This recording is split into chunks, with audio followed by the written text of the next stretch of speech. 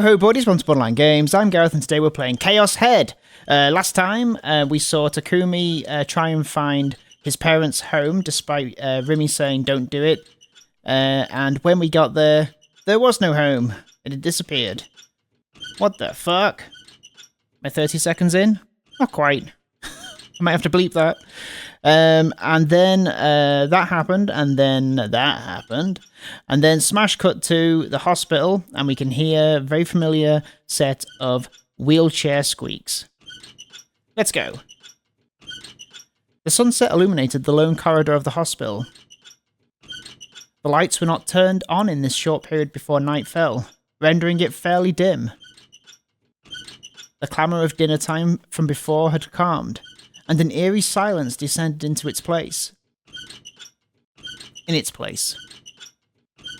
Shogun was slowly travelling down the corridor in his wheelchair.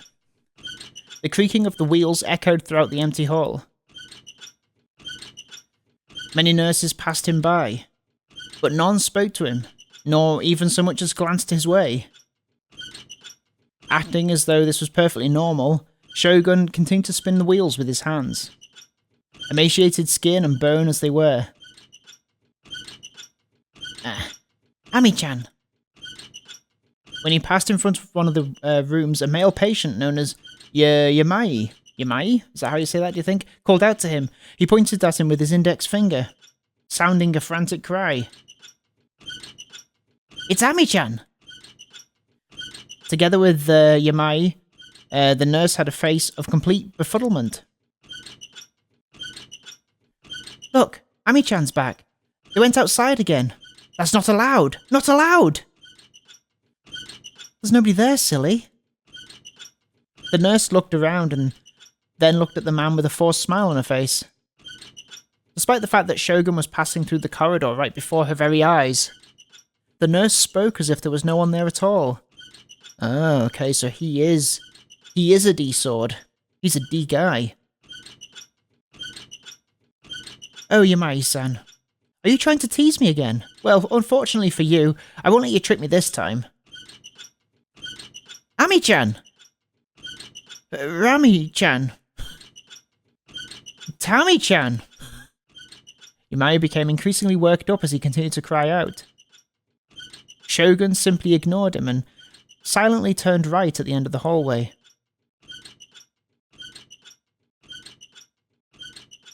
The wall, which had been cream-coloured up until that very moment, suddenly changed to black. And yet, even though that wall stood right in front of him, Shogun did not halt his wheelchair. Right before he was about to collide with it, the black wall suddenly vanished. It quite literally had vanished.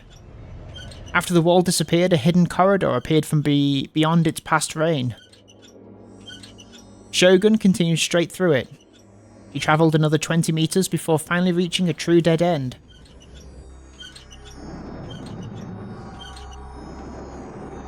At that dead end was a lone door to a hospital room. Shogun opened the door and headed inside.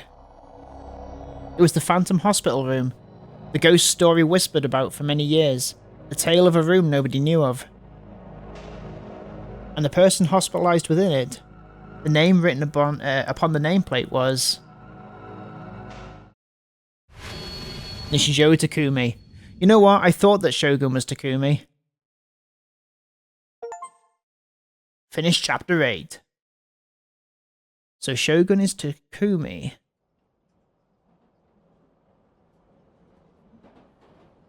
From the train windows, an indigo blue could be seen permeating the sky.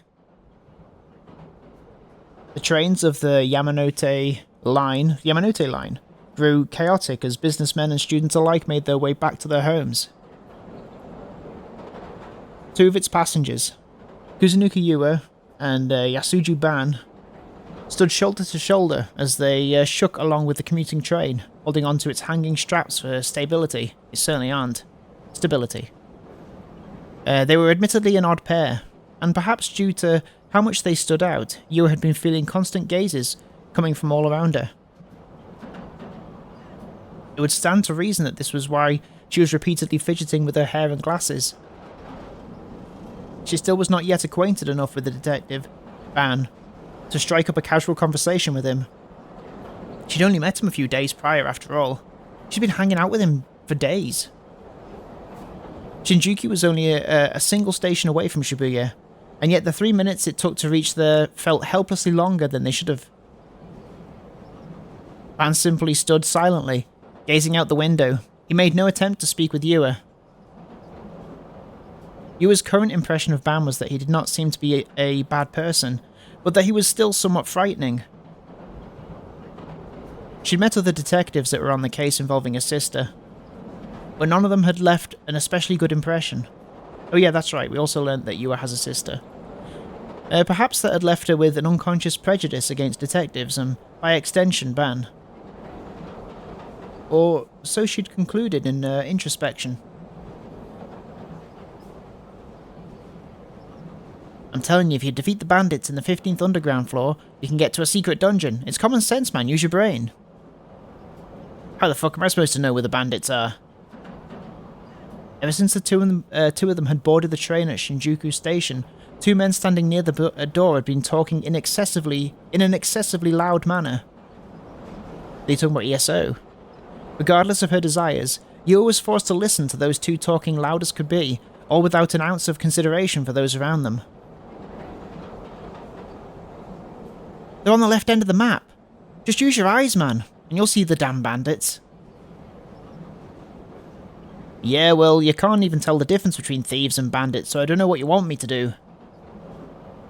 Nah, dude, it's so obvious when they're bandits. What even makes you think that they're just normal thieves? Bandits don't have weapons, dumbass. Both of them wore plain clothes, bandanas, fingerless gloves, and bulging rucksacks on their backs. The two were a pair of so-called otakus. Yua herself was interested in this, and thus consumed both anime and manga. I see. So it was not their appearances that left her surprised. She'd simply never been to Akihabara before, so it was her first time seeing a stereotypical otaku before, complete with the clothes and everything. Realizing her curious glances were quite rude, she quickly averted her eyes. In the seat directly in front of her, a high school girl with brown hair and a navy blue blazer was typing a message on her cell phone. Her gaudy artificial nails tapped the screen rapidly, and every time her fingers moved, her cell phone strap of a pistol swung back and forth. Naturally, Yua had seen the contents of her message. This was not through any fault of her own, however. The girl was holding her phone horizontally, giving everyone around her free rein to see everything she wrote. It was so easy to see, in fact, it was almost as if she wanted Yua to see it. Whoa, what's that?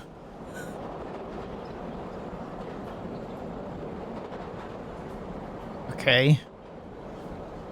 So we'll bring... We couldn't... Read room at all? So annoying. Like, oh my god. Carrier 5. Despite being a high school girl herself, Yua could not even begin to grasp the contents of the message. It was possible that it could have been Gyaru speak, but to her it looked like nothing short of a coded message. Bang! All of a sudden, the voice of a child rang through the train's interior. Startled, Yua turned toward the source of the sound. A lone boy, about 5 years of age, stood right beside Ban. He held a squirt gun in his hand. Its muzzle pointed straight at Ban. The boy even pulled the trigger, but no water came out from the end of it. Bang! Ban gave the child a big smile. His eyes, meanwhile, told a different story. However, despite the message Ban attempted to convey, the child showed no intention of stopping. Stop that, Nobukun. A woman, likely his mother, rushed to her son's side. She turned toward Ban and politely bowed. I'm sorry, please excuse him. Bang! Bang! Nobukun, I told you to stop that. The mother scolded her son in an attempt to make him stop, but her reprimanding him never extended beyond verbal. She did not take the water gun from him, nor did she attempt to grab his hand. Bang, bang, bang! 3 of them this time. I'm really sorry. It's alright. I don't mind the little scamp. Bang, bang, bang! Don't you see you're bothering this man, Nobukun? To Yua, the scene seemed very unnatural. The mother was clearly angry at her child and showed an apologetic demeanour toward Ban, but that was the only thing normal about it. Bang, bang, bang. That's enough. I'm going to count to 3. Bang, bang, bang. The boy remained completely indifferent and unresponsive, simply choosing to repeat the same word over and over again. And yet, despite his inaction, the mother made no attempt to stop him with anything other than words. I'm really, really sorry. Bang, bang, bang. And for some reason, Ban simply sat there and let the boy do as he pleased. I mean, what is he doing right now, the boy? Just saying bang. It's not that that's not that offensive, is it? Bang, bang, bang. In the end, the scene continued on until they arrived at Shibuya Station.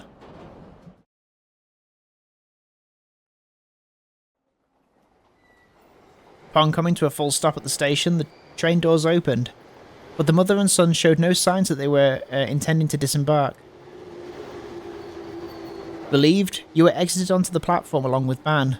Taking a peek at his expression, she saw a clearly forced smile sitting upon his face. Attention, all passengers. A personal injury accident involving Ban. What? Apologies. A personal injury accident involving Hansoman Line has made it necessary for passengers to transfer to another line. We apologise for any inconvenience. Lately I've been having this feeling. A crowd of people came and went through the platform. As Ban walked through along with the crowd toward the Hachiko gate, he began whispering to Yua. Like I'm being stalked by a large number of people. How many? I'm not sure. What do you mean? I mean, there's been an awful lot of what happened just now. Makes me wonder if the people around me are all out to get me. Uh-oh, he's losing it. This was the reason why Ban had shown no reaction to the boy's mischief. Events such as those, ones that did not present much trouble, were becoming an everyday occurrence for him. Once he'd begun picking up on it, it made it very difficult for him to stay of sound mind. But hey, I'm probably just overthinking it. I doubt many people out there could care less about a plain old guy like myself. Only problem is, gang stalking is a real thing. Gang stalking? How is that different from normal stalking? Well, it's in gangs. The victim of gang stalking has no idea what the motives, intentions, or the identities of the other parties are. To put it simply, it feels like every day, no matter where you go, someone's out to get you. That's what gang stalking is. Could it be you're just overthinking it? More than likely. There's a real fine line between gang stalking and confirmation bias, after all. Oh, so is gang stalking like a condition, is it? Though for me, it doesn't seem like that's the case. They've been using some pretty direct methods these past few days. Methods? Like? I've been threatened multiple times over the phone, telling me to back off, or else I'd assume. For some reason, Ban laughed as he told her that. Yua, however, was frightened, and wrapped her arms around herself in an attempt to bring her comfort. Are you not worried about that? Call it an occupational hazard. Upon saying that, Ban immediately stiffened his expression and looked at Yua. Has this been happening to you too as of late? No, I don't think so. If you feel even the slightest bit that it might be, you better not think twice about letting me know. I'm a cop. My job's to protect and serve folks, And that includes you, Yua-chan. Right. Having listened to his words, Yua realized she was involved in something far more dangerous than she could have imagined.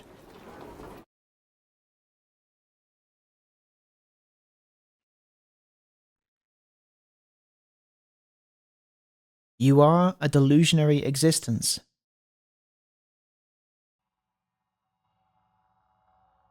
Whoa. I haven't thought about it. With the whole Shogun thing, it could be that he was just approaching Takumi's ward. It could not necessarily that it was his ward, right? Let's move on though. A voice, a whisper. Rimi said something nonsensical. Ignoring what she'd said, I glanced at the various houses around me. In this place well rooted in my memories. In this place I couldn't seem to recognize. Houses that should have been there were nowhere to be seen. Houses that shouldn't have been there were all I could see. The gap, the disparity between what I knew in my memories and the real scenery around me was getting wider and wider. No, there's no gap. Yelling those thoughts aloud, I desperately denied the despair welling up in my heart. Yeah, there wasn't any gap. Not in the slightest. I'd just taken a wrong turn.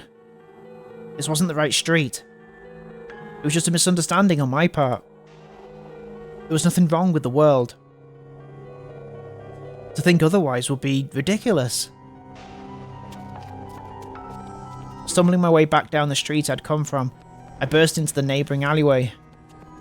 But just as I'd feared, between my memories and what I actually saw, something felt out of place. I realised that my entire body was soaked in sweat. My eyes refused to focus and my feet didn't feel well secured to the ground. All those feelings together hit me with an intense wave of nausea. Why? My house has to be here, it has to. I always walked to elementary school, middle school even, from here. I used to hold hands with Nanami as we walked to elementary school together every day. And in middle school, I went by bike. What middle school? Rimi, who'd been following me, quietly asked a simple question. What's that supposed to? What was the name of the school? What? Everyone knows that. It's right around here. It's...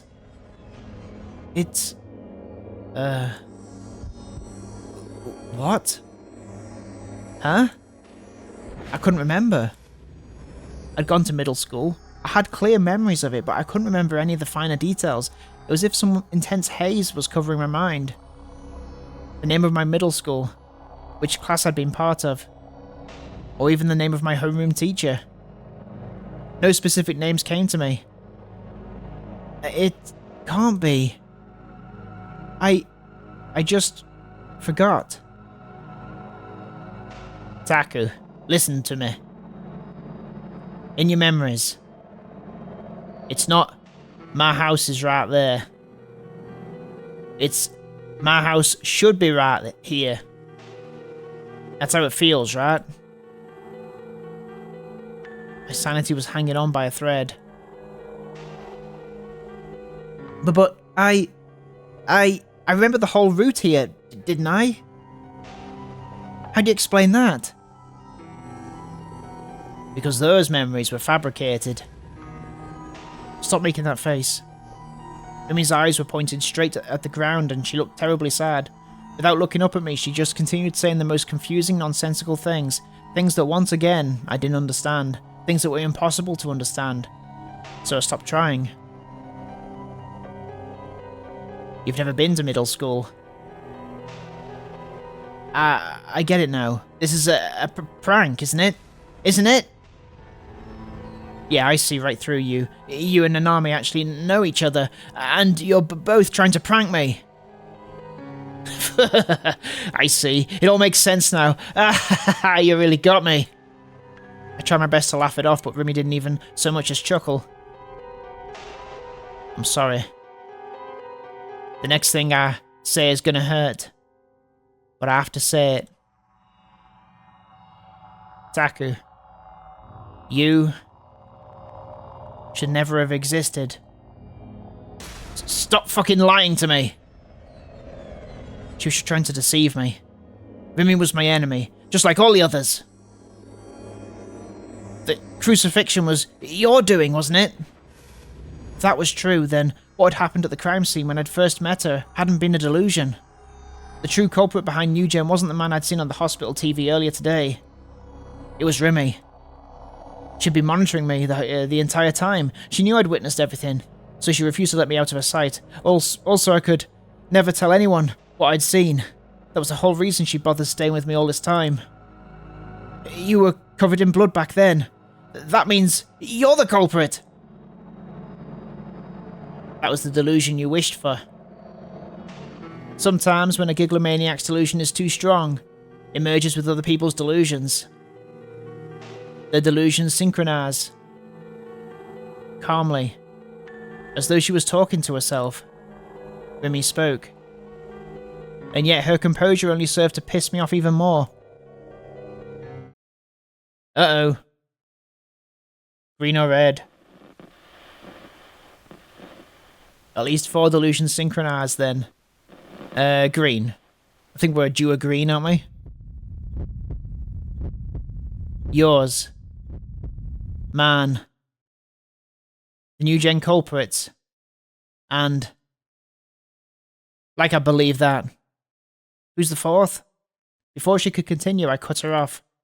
I then covered my ears and closed my eyes. This is all a delusion. Yeah, it has to be.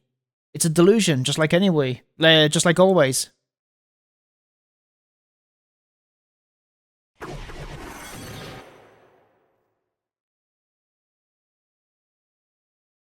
Oh. No more delusions, Taku. Oh wow. My mind, still trying to delude itself, was forcefully ripped back to reality by Rimi's words. Otherwise, I'll have no choice but to erase you, Taku. You're gonna kill me. A chill ran down my spine. My perception of Rimi, the girl I thought would save me, was rapidly spiraling. Now she was turning into someone completely unrecognizable to me. You are, aren't you? I knew it! You really are a murderer! So why? Why did she look so... Biting her lip as she fought back tears, hanging her head low as she could, or as could be, it all made me hesitant to accuse her of anything.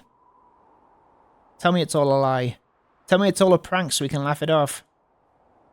If you do, we can go back to how it used to be between us. I want to go back. Then, what am I? I suppose a person created through a giglomaniac's delusions. That's absurd. I have memories of my own. I might not remember the little stuff from middle school, but I just forgot, that's all. You were born only a year and a half ago. A year and a half ago? That would have been just when I started high school. Then wouldn't I be just an 18-month-old baby? I'd be going goo goo gaga, but I'm not. From the moment you were born, you were yourself, Taku. Are you saying you saw it with your own eyes? Sure, we've allegedly been friends for a year and a half, but I don't remember any of it. I first met you a month ago. At the crucifixion crime scene. I wasn't always a Sumai student, so I'd never met you before then. Rimi was a complete schizo. A complete and utter schizo. Just like all the others. No, not just a schizo. Super schizo. She was at a tier not even Sinner or Ayase could hope to match. Then, who created me? Explain that! Nishijo Takumi-kun. Yeah, I call BS. I'm a delusion, right? Then you're telling me I had a delusion and created myself. You're contradicting yourself. Get owned.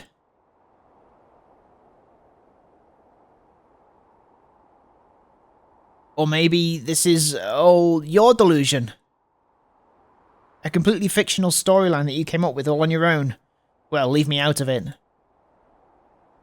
I didn't want you to know either, Taku. Nor did I want to come here. I should have tried harder. I should have tried harder to keep you away. Then, gathering her resolve, Remy raised her head and looked straight at me. Her eyes glimmering with sincerity. It didn't seem like she was lying. She felt entirely genuine. But now that we've come this far, I think it's best that you know the truth. But it wasn't the truth. It was all a lie. It had to be. Otherwise, my last thread of sanity would snap. Besides, who would ever believe someone who suddenly decided to hit with the... What? Let's try that again. Besides, who would ever believe someone who'd suddenly decided to hit them with, oh yeah, BT dubs, you're a delusion.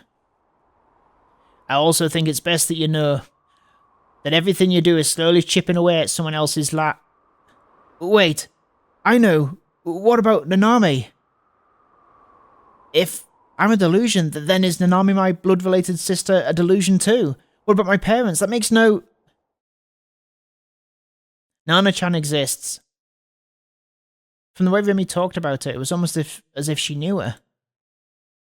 Then the one who kidnapped her... Was it you? It might as well be. I was so focused on protecting you, I never considered the possibility that they'd target her. I know who the kidnapper is. She really was a demon girl. I was right. I'd always been right. Remy was the one who I'd wanted to be on my side, and even though I'd always believed that, there'd always been more than enough reasons to doubt her. And yet even so, I'd feigned ignorance, and simply trusted that she'd keep her promise to stay by my side. Despite all that, just like you were, Remy was... So, you betrayed me too? Yes, I betrayed you. I hid so many things from you.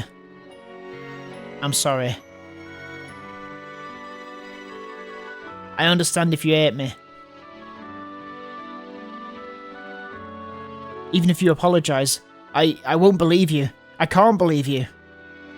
Despite my words, it was impossible for me to prove that I was real. All the supernatural things I'd seen up until now flashed through my mind, and that's when I knew I couldn't just laugh off her words as some insane asshole. As I thought that, Remy slowly began to approach me and then embraced me. Taken completely by surprise, I surrendered myself to her. I could feel her warmth. She'd saved me. She'd saved my soul. She'd taught me nothing but kindness. But now, despite being in the centre of her embrace, her warmth could not have felt more distant.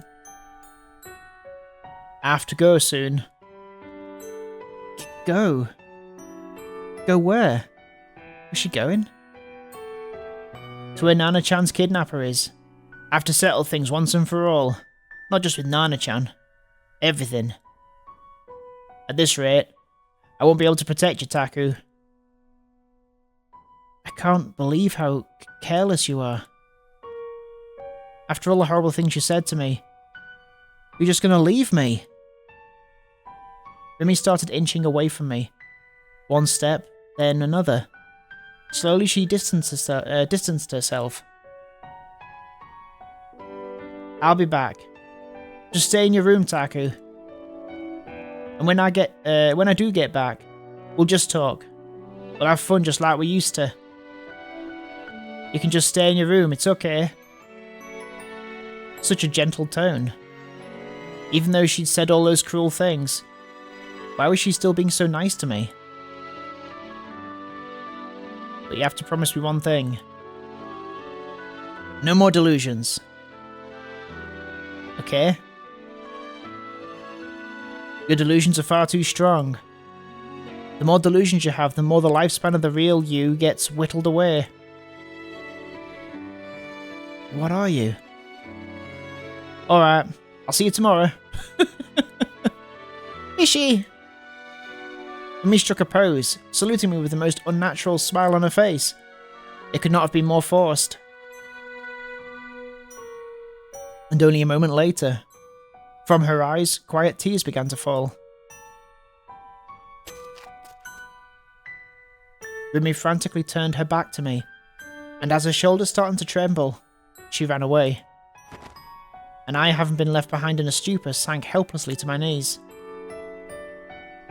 What do you mean, the real me? I'm not a fake. All colour vanished from the world. All hope I'd once had was gone. My very existence had been denied. There was no meaning in me being here.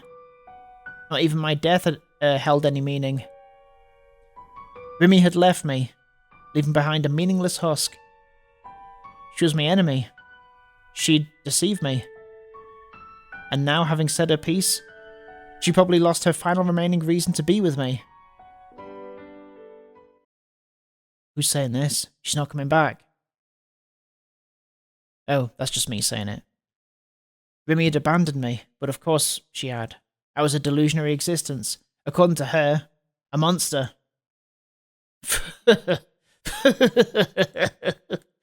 Forget it. I didn't care anymore. With no willpower to even stand up, I just stayed there, still unable to organise my thoughts, incapable of crying due to the sheer shock. The twilight wind robbed me of all warmth, and the very little that remained of Rumi's faded completely. As I looked up at the sky for no particular reason, I gazed at the sunset, a sunset that had almost been completely eroded by the dark of night.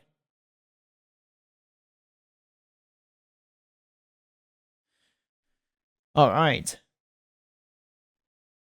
So this is the new one. Another oddball one. I see. Mimose smiled as she stared fixedly at the Girafroggy keychain Ban had just purchased. But my, if it isn't cute. That's not a new one. It's the one from last week. What was its name again? Ban glanced over at Yua as if pleading for help. The teary Girafroggy.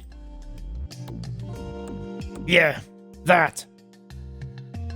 I'm so sorry for putting you through that, Yua-chan. Having to keep this unpleasant old man company must have been awful. Oh, that's not... Ouch. Come on, Momo-chan. You and I both know it's not every day you'll find a middle-aged guy as dandy as me. With Ban's half-joking protest falling on deaf ears, the president of Frisia served Yua some tea. Heaving a deep sigh, Ban sat down on the chair and glanced around the cafe. No, the office. Whoa, how did I get coffee? I guess there's a bunch of letters there that could be confused for coffee. Right, guys? The employees at Frisia, who usually worked well into the night, had actually returned home on time today. Each worker's schedule was arranged to tell this exact tale on the whiteboard. Thanks to the departures, despite the sun having only just set, the office was completely silent, as if it were the dead of night. So, Momo-chan, you end up looking into Faithworks. Before riding the train from Shinjuku, Ban had called Mimose in advance and asked her to look into Faithworks. Before we get into that... Smile still on her face, Mimose glanced over at Yua, who was sipping from her teacup. Yua-chan, I really do think you should head on home once you're done with your tea. Huh? It's getting dark already. Won't your parents be worried about you? Yua realised what the intent behind Mimose's words were. Whatever the conversation that would soon take place was, it was not meant for Yua's ears. Are you worried about me? Why, of course, dear. Mimose nodded with a serious look on her face. Although thankful for her consideration, Yua shook her head definitely in response. Definitively, rather. I'm not going anywhere. I'll do anything in my power if it means I get closer to the truth behind Mia-chan's death. You really shouldn't get yourself any more involved than you already have. I'm well past the point of being an outsider. An imposing, unwavering resolve dwelt within Yua's words. Momose was perplexed at the unexpected opposition. Surprisingly stubborn for a young lady.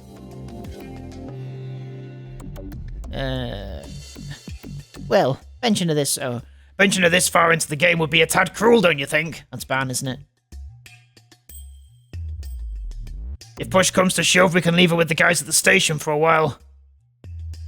Momose was forced to sigh in response to Ban's nonchalant attitude. Do you even have that kind of authority? Well, though I may not look it, I do belong to the world's finest criminal investigations division, courtesy of the TMPD. Could have fooled me.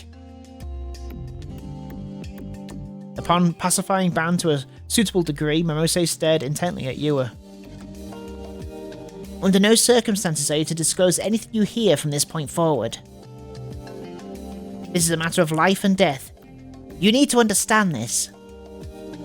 Okay. I understand. Wow, okay, and we're going to find out next time on Borderline Games exactly what Momose is talking about and who the Faith, whatever they're called, are about next time on Borderline Games. Thank you so much for watching this episode of Chaos Head, and I will see you next time. Have a great evening, take care of yourselves. Bye-bye. Bye!